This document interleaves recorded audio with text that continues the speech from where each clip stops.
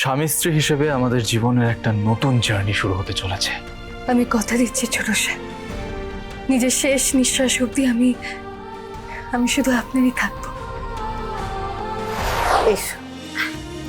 কিন্তু ঠাম্মা, আপনি এই ঘরে আমাদের নিয়ে এলেন কেন? কারণ এখন থেকে তোমরা এই ঘরেই থাকবে। দেখো, তোমাকে দেওয়ার মতো মানে তেমন সামর্থ্য নেই আমার, শুধু শুধু এই ঘরটাই যা আছে। ঠাম্মা, এত বড় ঘরে আমরা থাকলে তুমি কোথায় থাকবে? তোমারও তো কষ্ট হবে। তুমি এখানেই থাকবে ঠাম্মা। আমি বলি কি, কুসুম আপনার সাথে এই ঘরেই থাকুক। আমি বরং আগেরবার যেরকম বাইরে উঠোনে ঘুমিয়েছিলাম ওইখানে আমি শুয়ে পড়বো। কখনো না, কখনো না। সেবার দুই ভাই মিলে কাজের লোক সেজে এ বাড়িতে এই ঢুকেছিলি, একবারের জন্য আমাকে টের পেতে দাওনি যে কত বড় ঘরের ছেলে তোমরা। সব জেনে বুঝেও যদি তোমাকে বাইরে দালানে শুতে দিই তাহলে যে মহা পাপ হবে। এ বয়সে আমি পাপের ভাগী হতে চাই না। কিন্তু ঠাম্মা, আমরা আর কিন্তু নয়, আর কিন্তু নয়। আমি চাই তোমরা আমার এই কুঁড়ে ঘরেই সংসার পাত। জানি এই ঘরটা ছোট, তোমাদের খুব অসুবিধাই হবে, তাও যদি একটু মানিয়ে গুছিয়ে নাও। ঠাম্মা, হ্যাঁ, এই উপকার আমরা কোনোদিনও ভুলতে পারবো না। এই দেখো, উপকার বলছো কেন? আমি তো এই সামান্যই একটু করতে পেরেছি তোমাদের জন্য। এটা তো উপকারই ঠাম্মা। এই বাড়িটা হয়তো ছোট, কিন্তু আপনার মন অনেক বড়।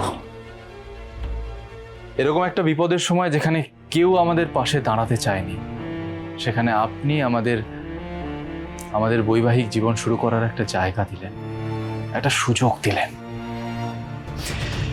এই ঋণ আমরা কোনোদিন ভুলতে পারবো না।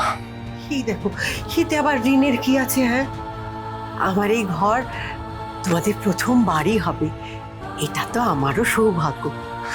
জাগে জাগে, তোমরা একটু বিশ্রাম করো, আমি তোমাদের জন্য বরং খাবারের ব্যবস্থা করি। হ্যাঁ, চল।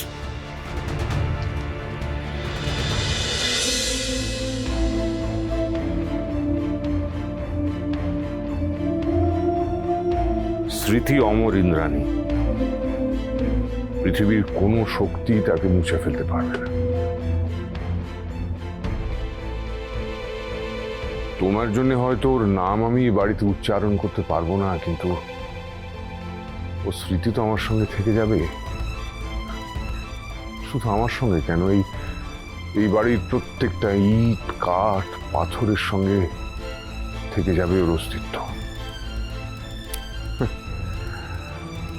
কয়েকটা ছবি সরিয়ে আর ওর ঘরে তালা দিয়ে সেই স্মৃতি কি তুমি মুছে ফেলতে পারবে? ফেলতে তো হবেই রাজ, মুছে ফেলতে হবেই।